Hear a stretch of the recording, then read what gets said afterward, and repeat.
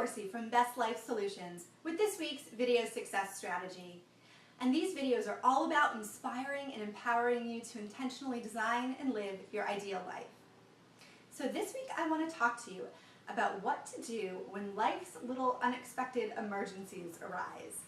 So this could be anything from maybe you get sick, or one of your children gets sick, or your computer crashes, or something happens in your house. Maybe you have a flood in your basement, or the water heater stops working, or anything like that. Something that you just didn't plan on that just derails the plans you have and what you're working on.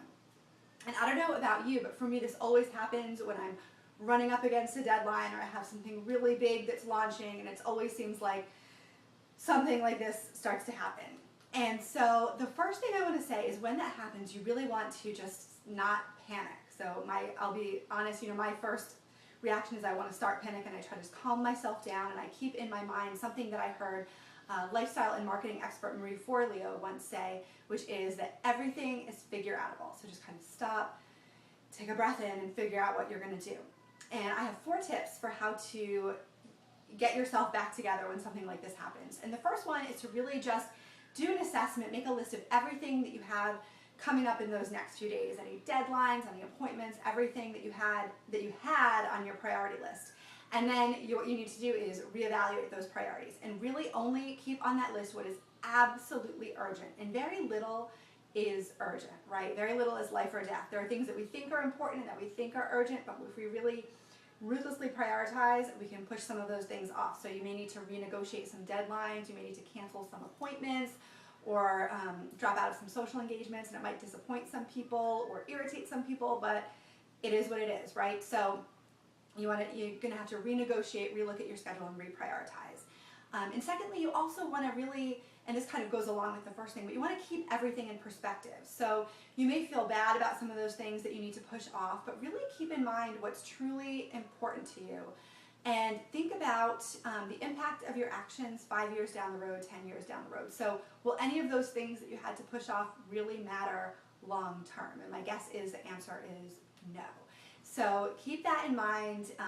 So when you have to do, during this time you might have to do something imperfectly or cancel things, and just remember, is that really going to matter down the road? And that will help you feel more comfortable about your decisions.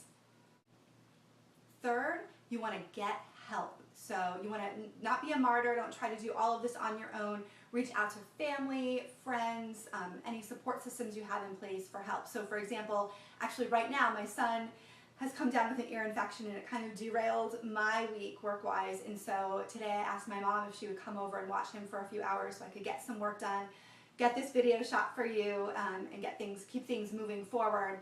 But it was really nice to have that support system so I could do that. So that's something you really want to think about proactively in advance of some of these things happening. Make sure you have some kind of a support system in place. And it could be family or friends, or it could be external support. So maybe it could be some babysitters, or make sure you have a plumber, an electrician, all those people that you can reach out to when something happens. And then the last tip is also something that you want to do proactively before these things happen. And it's all about building a reserve. So making sure you have extras of everything. So having extra time in your schedule, extra money available for emergencies that come up, extra space in your life. And I'll talk with you more at a future date about the concept of building a reserve. But it's really just gives you that freedom and flexibility when something like this comes up. If you've planned a project but you've allowed some buffer time for something that could go wrong, it lets you get out of that panic mode and feel more comfortable. When something does go wrong, you have that space to deal with it. You're not always up against the wire. Or if something breaks down in your house, you have a little extra money in your savings. You don't have to worry about that. So that's something you want to do proactively. So those are my tips for what to do when life's little emergencies arise. I hope you liked them.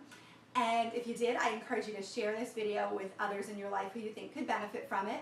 And until we talk again, this is Dana Dorsey from Best Life Solutions, encouraging you to dream bigger, play smarter, and take bold action to create your most extraordinary life today.